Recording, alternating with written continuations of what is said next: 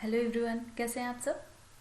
आज हम देखने वाले हैं एप्स में जो भी वैकेंसीज आती हैं, तो जो इंटरव्यू की प्रोसेसिंग है या कितनी स्टेप्स हैं इसके प्रोसेसिंग के। सबसे पहले एक तो कंप्लीट हो चुका है जो कि है स्क्रीनिंग टेस्ट कंप्लीट हो गया, लेकिन इसके बाद और क्या प्रोसेसिंग है इसके बारे में हम जानेंगे। और हम वो जानेंगे जो आर्मी पब्लिक स्कूल की तरफ से गाइडलाइंस आई हैं, मतलब हम वहाँ की वेबसाइट पे जो गाइडलाइंस लिखी हुई हैं उस गाइडलाइंस के अकॉर्डिंग हम पूरी तरह से जानने की कोशिश करेंगे। तो ये देखिए, हम गाइडलाइन पे आ जाते हैं इनकी। ये देखिए, guidelines for selection of teachers in army public school. तो इसमें सबसे पहला जो है यहाँ पर लिखा हुआ है इसके जनरल्स, मतलब क्या आर्मी पब्लिक स्कूल की कोशिश क्या है, लक्ष्य क्या है इसका। और उसके बाद इसके बारे में दिया हुआ है कि टीचिंग स्टाफ्स के बारे में, और साथ ही बेसिक नॉलेज वगैरह क्या होना चाहिए, ये सब कुछ दिया हुआ है। और इसका क्या एम है गाइडलाइंस प्रोवाइड करने का, ये सब कुछ यहाँ पे दिया है। उसके साथ ही यहाँ पर दिया है ब्रॉड मेथडोलॉजी। ठीक है, तो सिलेक्शन प्रोसीजर जो है वह 3 स्टेज में, इस स्टेज 1, स्टेज 2 और स्टेज 3। स्टेज 1 के बारे में हम जानते हैं, screening exam conducted by EWS, ये हम दे चुके हैं हम लोग। और अब जो अगली प्रोसेस है, तो EWS ने स्क्रीनिंग एग्जाम कराया। उसके बाद सभी स्कूल अपना एप्लीकेशन फॉर्म अभी निकाल रहे हैं, और इसके आधार पे इंटरव्यू होगा और इवैल्यूएशन ऑफ टीचिंग स्किल्स देखी जाएगी। ठीक है, तो अगर हम पहला तो कंप्लीट हो चुका है स्टेज, अब हम बात करेंगे स्टेज 2 और स्टेज 3 की। ठीक है, तो हम पहुंचते हैं स्टेज 2 पे, इंटरव्यू के बारे में। तो इंटरव्यू में इंटरव्यू पैनल में कितने मेंबर्स होते हैं, कौन इस इंटरव्यू को कंडक्ट कराता है, इन सब के बारे में हम जानेंगे। ठीक है, तो यह जो इंटरव्यू है ना, वो बोर्ड ऑफ एडमिनिस्ट्रेशन जो है वह कंडक्ट कराता है, या उसकी मैनेजमेंट की कमेटी वहाँ रहती है। और एडवर्टीजमेंट के बारे में हम देख ही रहे हैं आजकल, जितने काफ़ी ज़्यादा मैंने वीडियोज बनाए हैं, और आप भी इसकी लिंक पर जाके आप देख सकते हैं वेबसाइट पर, कि हर जगह की एप्लीकेशन फॉर्म आ रही हैं उनकी वेबसाइट पे, स्कूल अपनी वेबसाइट पर ही, या फिर वहाँ की जो जनरल न्यूज़पेपर्स हैं उन न्यूज़पेपर्स में वे जो भी वैकेंसीज हैं उनके बारे में पोस्ट करते हैं। ठीक है, अब उसके बाद हम जो हमारा मेन है इसको जानने का, उसके बारे में हम आ जाते हैं। और उसके बाद इसमें होता है, देखिए, इंटरव्यू में रजिस्ट्रेशन है कैंडिडेट का, फिर कंडक्ट ऑफ इंटरव्यू है। तो देखिए, इंटरव्यू जो है ना 2 तरह से कंडक्ट होता है, एक तो कंबाइंड सिलेक्शन बोर्ड के द्वारा और दूसरा लोकल सिलेक्शन बोर्ड के द्वारा। अभी जो रेगुलर वैकेंसीज आ रही है ना, अभी काफ़ी वैकेंसीज के बारे में मैंने बताया कि ये वैकेंसीज रेगुलर हैं, जैसे दिल्ली की वैकेंसीज हैं या फिर कानपुर की वैकेंसीज है, ये सभी वैकेंसीज रेगुलर हैं। ठीक है, तो ये रेगुलर अपॉइंटमेंट जो होता है इनका इंटरव्यू कराता है कंबाइंड सिलेक्शन बोर्ड, CSB कराता है। ठीक है, और दूसरा जो बोर्ड होता है, जो जैसे कि एडहॉक पे जो टीचर रखे जाते हैं, जो कॉन्ट्रैक्ट बेस पे टीचर रखे जाते हैं, उनका इंटरव्यू कराता है लोकल सिलेक्शन बोर्ड। तो काफ़ी ज़्यादा ये क्वेश्चन लोगों के माइंड में रहते हैं कि जो यह एग्ज़ाम्स हो रहे हैं, आर्मी पब्लिक स्कूल के एग्ज़ाम्स जो हो रहे हैं, वे रेगुलर अपॉइंटमेंट पे हैं या एडहॉक है या कॉन्ट्रैक्ट बेस है। तो मैं बता दूं कि अभी जो फॉर्म आ रहे हैं नवंबर, दिसंबर, जनवरी में जो फॉर्म आते हैं, वे सभी फॉर्म होते हैं CSB बेस्ड के। ठीक है, जो वैकेंसी जा रही है वो रेगुलर के लिए होती हैं, या कंबाइंड सिलेक्शन बोर्ड मतलब CSB इसको रेगुलेट करता है।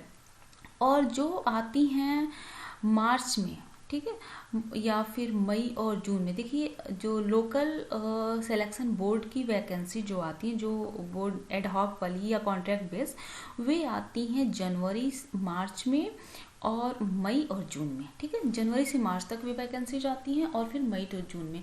मोस्टली अभी क्या है कि वे मार्च में ही आने वाली हैं, वे बाद में आती हैं। सबसे पहले आती है रेगुलर बेस की, जो दिसंबर से लेकर फरवरी तक आती है। ठीक है, तो यह अभी जितनी भी वैकेंसी आ रही हैं वे सभी वैकेंसी CSB की हैं। आप देखते भी होंगे कि जो भी उसमें निकला हुआ है वहाँ पर एक वर्ड लिखा होता है CSB स्कोर कार्ड। ठीक है, या सीएसबी इंटरव्यू या सीएसबी वैकेंसी, ठीक है। तो वहाँ सीएसबी कंबाइंड सिलेक्शन बोर्ड करा रहा है इस अपॉइंटमेंट को, तो ये सभी रेगुलर हैं, ठीक है।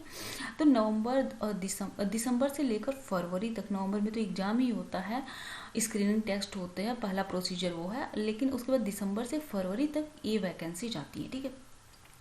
और उसके बाद जो टीजीटी और पीजीटी की वैकेंसी जो हैं ये सब आ रही हैं। और उसके बाद अगली हम बात करें लोकल सिलेक्शन बोर्ड की एलएसबी, तो यह जनवरी और मार्च में एक आता है और दूसरा इसका आता है मई जून में, ठीक है। यह कॉन्ट्रैक्ट बेस्ड होता है और यह 3 एकेडमिक सेशन के लिए लिए जाते हैं। देखिए जो कॉन्ट्रैक्ट बेस्ड के जो टीचर्स होते हैं ना, वह हमेशा के लिए नहीं होते, लेकिन एक बार में मतलब 3 एकेडमिक सेशन के लिए रखे जाते हैं, ठीक है। और जैसे ये 3 एकेडमिक सेशन कंप्लीट होते हैं, फिर से उनको उनकी मतलब टाइमिंग इंक्रीज की जा सकती है, उनका जो सिलेक्शन, या फिर तब तक या वो एडहॉक पे तब तक रहते हैं, ठीक है। तो यहाँ पे अभी हम बात करें सीएसबी की, तो इसमें जो सीएसबी में इंटरव्यू पैनल होगा उसमें कौन कौन से लोग रहेंगे, मतलब कौन कौन से पर्सन वहाँ पे रहेंगे। तो एक देखिए प्रिसाइडिंग ऑफिसर होंगे और दूसरा मेंबर्स होंगे। तो प्रिसाइडिंग ऑफिसर्स में ब्रिग होगा, मतलब प्रेफरली चेयरमैन हो सकते हैं, जो स्कूल्स हैं वहाँ आर्मी पब्लिक स्कूल के चेयरमैन वहाँ पे हो सकते हैं जो प्रिसाइडिंग ऑफिसर होंगे। और उसके बाद जो इंटरव्यू पैनल के मेंबर्स होंगे ना, उसमें से प्रिंसिपल्स हो सकते हैं, वैकेंसी जहाँ की है वहाँ की। अच्छा एक चीज़ मैं आपको यही बता दूँ, मैंने कहीं इसी में नीचे देखा होगा या ऊपर कहीं, कि जिस स्कूल की वैकेंसी निकली हुई है, ठीक है, तो वहाँ के प्रिंसिपल नहीं होते हैं, किसी और स्कूल के प्रिंसिपल वहाँ पर एज ए मेंबर रखे जाते हैं। तो यहाँ पे principals of schools where vacancies exist, जहाँ पे वैकेंसी निकली हो वहाँ के प्रिंसिपल हो सकते हैं। और 2 वहाँ पे 2 एजुकेशनिस्ट हो सकते हैं, 1 सब्जेक्ट एक्सपर्ट भी होंगे, ठीक है, मतलब शिक्षा विज्ञानी 2 होंगे और एक आपके जो सब्जेक्ट के एक्सपर्ट होंगे। जैसे सब्जेक्ट एक्सपर्ट की आवश्यकता पड़ती है टीजीटी और पीजीटी के लिए, ठीक है। 1 साइकोलॉजिस्ट भी होंगे जो यह देखेंगे कि आप इंटरव्यू के दौरान आप किस तरीके से बिहेव करते हैं, आप इंटरव्यू के दौरान कितने कूल एंड काम रहते हैं, वे इस चीज़ को देखने के लिए वहाँ पे रहते हैं, ठीक है। उसके बाद एक DIR AWS की तरफ से होते हैं, वे वहाँ पे रहते हैं। तो इस तरह से हम देख रहे हैं, तो 2 3 4 5 6 7 मोर देन 7 वहाँ पर मेंबर्स हो सकते हैं, ठीक है। तो इंटरव्यू में जो पैनल होगा वहाँ पे मेंबर्स हो सकते हैं 7+, ठीक है। अब इसके बाद जाते हैं लोकल सिलेक्शन बोर्ड, इसकी बात हम फिर कभी करेंगे, अभी हम बात कर लेते हैं अपने सीएसबी की। तो देखिए जो एलिजिबिलिटी और क्वालिफिकेशन है इसके बारे में तो हमने सारे जितने भी फॉर्म आ रहे हैं उसमें बात कर ही लिया है, लेकिन फिर एक बार मैं बता दूं कि इसकी जो एलिजिबिलिटी है वह होगी स्क्रीनिंग एग्जाम, जो कि अभी हमने एग्जाम दिए थे AWS का जो एग्जाम हुआ उसी की बेस, वही इसकी एलिजिबिलिटी है, वह क्वालिफाई होना ही चाहिए, उसी के बेस पे यह इंटरव्यू होता है। क्वालिफिकेशन वही है कि ग्रेजुएशन हो। अब अगर हम पीजीटी की बात करें तो पोस्ट ग्रेजुएट होना चाहिए और 50% से एवं मार्क्स होने चाहिए, और बीएड में भी। अगर टीजीटी की बात करें तो ग्रेजुएशन और बीएड में 50% से एवं मार्क्स होने चाहिए। अगर हम पीआरटी की बात करें तो ग्रेजुएशन हो, उसके साथ DLED हो या फिर बीएड हो और उसमें 50% से एवं मार्क्स हो। और वे सभी लोग जिन्होंने बीएड किया हुआ है और उन्होंने पीआरटी का फॉर्म डाला है, उनके लिए एक खास सूचना कि अगर जब उनका अप्लाई हो जाते हैं, मतलब अपॉइंटमेंट उनको मिल जाता है, अपॉइंटमेंट के बाद 2 साल के भीतर उनको 6 मंथ का ब्रिज कोर्स करना होगा जो NCTE के द्वारा रिकॉग्नाइज कराया जाता है, ठीक है। अब जो कंप्यूटर के टीचर्स हैं उनके लिए जो क्वालिफिकेशन है वह क्या है ये भी देख लेते हैं। या तो उन्होंने BCA किया हो, या कंप्यूटर साइंस से ग्रेजुएशन किया हो, बीटेक किया हो, या BE किया हो, और या किसी भी सब्जेक्ट से उनका ग्रेजुएशन हो लेकिन साथ में उनका DOEIC का A लेवल का कोर्स हो। यहाँ पर मैं इस बात पर काफ़ी मतलब थोड़ा जोर दे रही हूँ कि A लेवल का कोर्स हो, ठीक है। यह TGT के लिए है, TGT कंप्यूटर टीचर के लिए है कि उनके पास A लेवल का डोएक का सर्टिफिकेट होना चाहिए। ऐसा नहीं है कि किसी भी प्राइवेट जगह से आपने सर्टिफिकेट ले लिया ए लेवल का, वो मान्य नहीं होगा।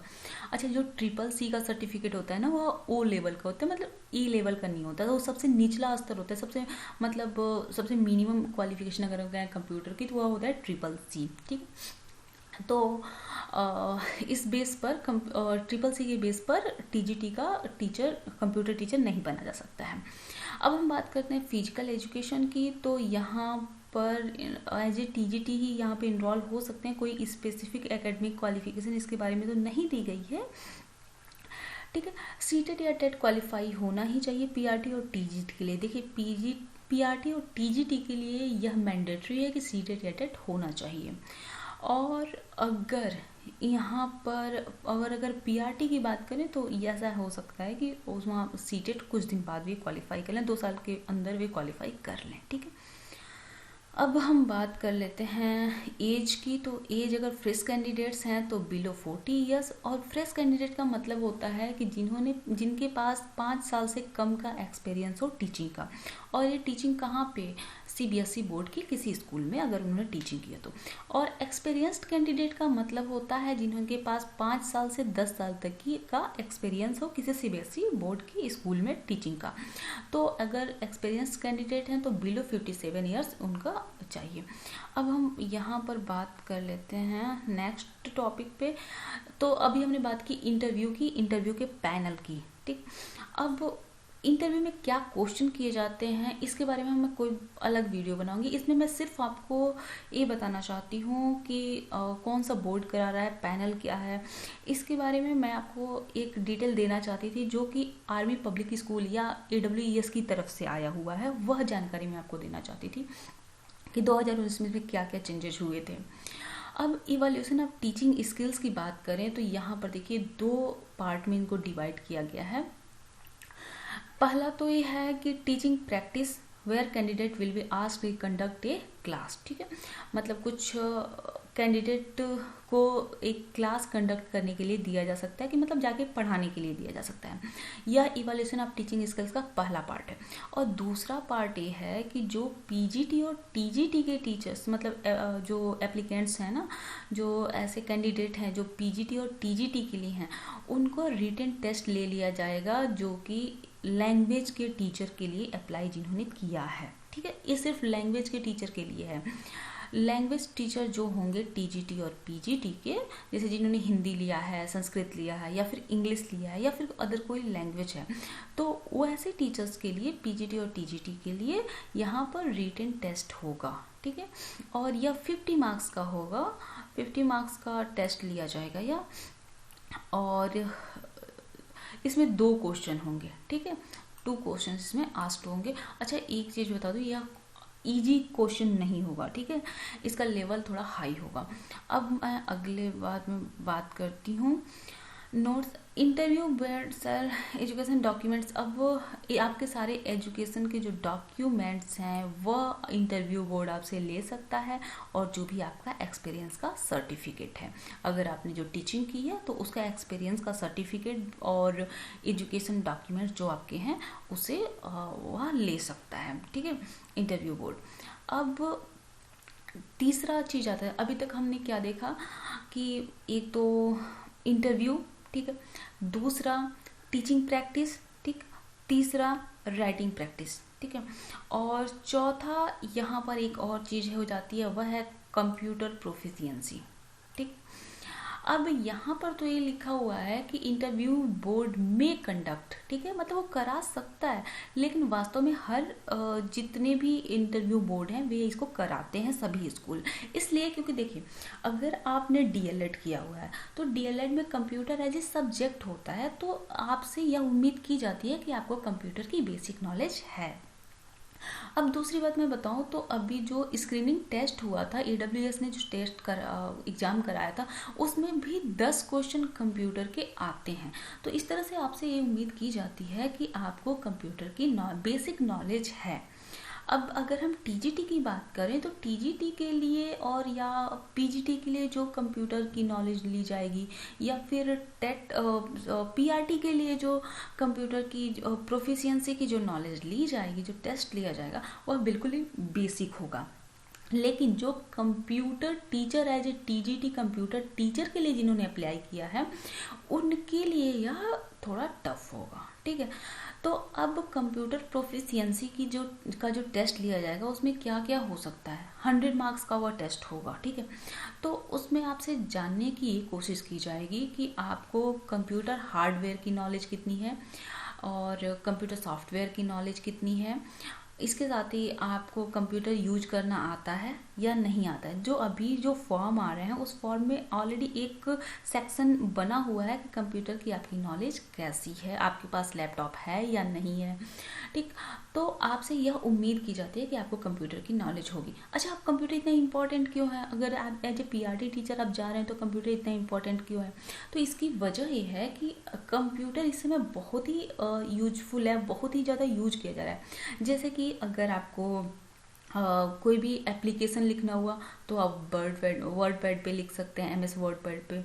अगर आपको एज सच कोई प्रोफार्मा बनाना हुआ, जैसे कि आपको अगर ये बच्चों का जो रिजल्ट आता है, तो फिर अगर आपको स्कोर कार्ड बनाना हुआ तो स्कोर कार्ड बनाने के लिए आपको एमएस एक्सेल की ज़रूरत पड़ती है। ठीक ऐसे ही अभी तो ये सब मोबाइल पर भी उपलब्ध है, लेकिन वहाँ पर आपको मोबाइल अवेलेबल नहीं कराया जाएगा, वहाँ आपको लैपटॉप ही अवेलेबल कराया जाएगा, या ऐसा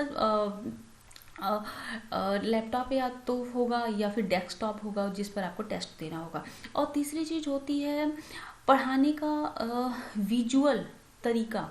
तो जैसे कि दृश्य श्रव्य सामग्री जिन्हें कहते हैं ऑडियो विजुअल फैक्ट, तो उनके लिए ज़रूरी होता है कि आपको पीडीएफ बनाना आता हो, आपको वर्ड जैसे कि आपको आता हो यह बनाना कि कैसे आप पीपीटी पे काम कर सकते हैं, पावर पॉइंट प्रेजेंटेशन आप कैसे कर सकते हैं।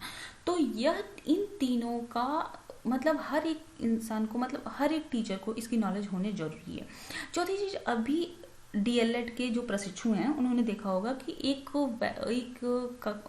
कार्य योजना उनके लिए आया था, एक प्रोजेक्ट वर्क आया था कि दीक्षा ऐप पर आप, दीक्षा ऐप जो है उस पर आप सभी बच्चों के पेरेंट्स का या बच्चों का जो मोबाइल है उस नंबर को ऐड करेंगे और एक्सेल पर उनके बारे में पूरी एक्सेल शीट बनाएंगे। ठीक है, तो यहाँ पर ये काम क्या है कि ग्रेजुएशन से मतलब जो डीएलएड है, डीएलएड में ही ये सिखाया जा रहा है। तो इसलिए कंप्यूटर इज मोस्ट इम्पॉर्टेंट, तो आपको इसको सीखना ही होगा। मैं अगली वीडियोज में आपको यह सिखाने वाली हूँ कि कैसे एमएस वर्ड पे काम करते हैं, कैसे एमएस पावर पॉइंट पे काम करते हैं, और कैसे एमएस एक्सेल पे कोई डॉक्यूमेंट कैसे फाइल बनाते हैं। ठीक है, और प्रोफार्मा कैसे बनाते हैं, रेज्यूमे कैसे बनाते हैं, ये सारी चीज़ें मैं आपको बताने वाली हूँ अगली वीडियोज में। धीरे धीरे एक एक करके मैं आपको सब कुछ बताऊँगी। अच्छा, एक चीज़ मैं आपको बता दूँ कि जो एग्ज़ाम्स होंगे, ठीक है, जो अगला एग्ज़ाम होगा इनका, मतलब इंटरव्यू जो लिया जाएगा, ठीक है, तो इंटरव्यू में ज़रूरी है 50%, मिनिमम 50% मार्क्स आपको उसमें पाने ही हैं, तभी आपको क्वालिफाई किया जाएगा। ठीक, 100 नंबर्स के बेस पे वह सारे एग्ज़ाम आपके लिए जाएंगे, सारे टेस्ट लिए जाएंगे, इंटरव्यू वगैरह लिया जाएगा, और मिनिमम 50% मार्क्स इसमें पाना आपके लिए कंपलसरी है पास होने के लिए। ठीक, और उसके बाद मेरिट लिस्ट बनेगी। एक बार हम इस पर पूरी डिस्कस कर लेते हैं। मेरिट लिस्ट बनाई जाएगी और उसको आपको सेंड किया जाता है ऐसे सीएसबी की मेरिट लिस्ट इस तरीके से बनेगी। यहाँ प्रोसीजर होगा, लेवल ऑफ इनिशिएशन होगा, और फिर यहाँ पे रिमार्क्स वगैरह होंगे, और इस तरह से डिक्लेरेशन होगा रिजल्ट का, नेम ऑफ कैंडिडेट्स लिखा होगा, और डाटा फॉर मतलब ये सब कुछ पूरा डिटेल यहाँ पर होगा। और फिर उसके बाद अपॉइंटमेंट के लिए मेरिट लिस्ट के आधार पर अपॉइंटमेंट के लिए बुलाया जाएगा, और ये मेरिट लिस्ट या तो आपको फ़ोन करके आपको बताया जाएगा या उनकी वेबसाइट पर यह शो कर दिया जाएगा। ठीक है, उसके बाद रिटेंशन ऑफ डॉक्यूमेंट्स का ये सब चीज़ें हैं, ये तो बाद की बातें हैं। तो अभी हम इनकी बात कर रहे थे। तो देखिए, अभी कंप्यूटर की नॉलेज तो आपको मान लीजिए हो जाएगी। इंटरव्यू के लिए सबसे बेस्ट तरीका है कि आपसे, अगर आप पीआरटी के हैं, ठीक है। तो एक बार आप अपनी सारी बुक्स जो 1 to 5 की बुक्स होती हैं ना, एनसीईआरटी बेस की जो बुक्स होते हैं, क्योंकि अगर आपने यूपी बोर्ड से पढ़ाई की है तो अगर आपने एनसीईआरटी या फिर सीबीएसई बोर्ड से पढ़ाई की है तो ईजी है आपके लिए। बट अगर आपने यूपी बोर्ड से पढ़ाई की है तो बेहतर होगा कि एक बार आप एनसीईआरटी की बुक्स को लेकर पढ़ लें। एक बार आप जब उनको पढ़ेंगे तो आपको समझ में आएगा कि क्या आवश्यकता है, मतलब क्या नीड है आपको बच्चों को पढ़ाने की। ठीक। और अगर आप कुछ दिन अगर आपको पॉसिबल हो सके तो थोड़ा सा मतलब पर डे आधे घंटे या 1 घंटे आप छोटे बच्चों को थोड़ा सा टाइम दे दीजिए। इस तरीके से क्या होगा कि आप बच्चों की मानसिकता को समझ पाएंगे। अगर आपने कहीं टीचिंग कर रहे हो, आप कहीं पढ़ा रहे हो तब तो ठीक है, लेकिन अगर आप ऐसा नहीं कर रहे हो तो थोड़ा सा टाइम आप बच्चों के साथ स्पेंड करिए, आपको उनके बारे में समझ में आएगा। तो इंटरव्यू के जो क्वेश्चन होंगे वो बताते समय, इंटरव्यू के जो भी आपसे क्वेश्चन किए जाएंगे वो बताते समय आपको झिझक नहीं होगी। ठीक। इसके साथ ही जो इंटरव्यू होगा ना वह उसकी लैंग्वेज होगी इंग्लिश। ठीक। पूरा अभी आपने जो स्क्रीनिंग टेस्ट दिया वो भी इंग्लिश में ही था, हिंदी कहीं भी नहीं है। और जो भी सीबीएसई बोर्ड की पढ़ाई है वो सब कुछ इंग्लिश में ही है। तो जो भाषा के टीचर होंगे एज ए कैंडिडेट जो संस्कृत और हिंदी के हैं वे तो बोल सकते हैं, उनके लिए तो शायद परमिशन मिल जाए हिंदी बोलने की। लेकिन बाकी जो भी स्टूडेंट्स होंगे, जो भी कैंडिडेट हैं, उन सबको इंग्लिश में ही अपना इंटरव्यू देना होगा। तो इसलिए ज़रूरी है कि आप इंग्लिश पर थोड़ा सा फोकस करें, आप इंग्लिश में बात करने की कोशिश करें। अभी टाइम है, पूरी जनवरी टाइम है, या सभी फरवरी में ही होंगे तो आपके पास 1 महीने का टाइम है। फरवरी मार्च अप्रैल तक जाएंगे इंटरव्यू, तो आपके पास 1 महीने का टाइम है। कम से कम 1 महीने तो है ही। तो आप कोशिश करिए इंग्लिश में बात करने की। इंग्लिश के जो भी रूल्स हैं, जो बेसिक रूल्स हैं, एज ए इंग्लिश टीचर अगर आप हैं तब तो आपको इंग्लिश के पूरा अच्छा खासा नॉलेज होना चाहिए। लेकिन एज ए अदर कैंडिडेट आप इंग्लिश पर अपनी थोड़ी सी पकड़ बनाइए। सारे जो भी रूल्स हैं ना, तो उन रूल्स पर आप एक बार देख लीजिए, क्योंकि ये क्वेश्चन आ सकते हैं। छोटे बच्चों को आप उनको कैसे समझाएंगे, तो इसलिए मैं बोल रही हूँ कि जो भी रूल्स है ना, आप एज ए किसी छोटे बच्चों को लीजिए, उससे बात करिए। रोज़ थोड़ा सा टाइम आप उसके साथ स्पेंड करेंगे ना तो आप समझ जाएंगे कि छोटे बच्चों को कैसे समझाना है। अगर आपने टीचिंग की है कभी तो आप बेहतर इसको समझते होंगे। लेकिन अगर आपने टीचिंग नहीं की है, जैसे कि बीएड के जो कैंडिडेट हैं जिन्होंने बीएड किया है, तो उन्होंने छोटे बच्चों को नहीं पढ़ाया होगा। मतलब छोटे बच्चों का से मेरा तात्पर्य है कि 1 से 5 तक के बच्चे, 1 to 5 क्लास के।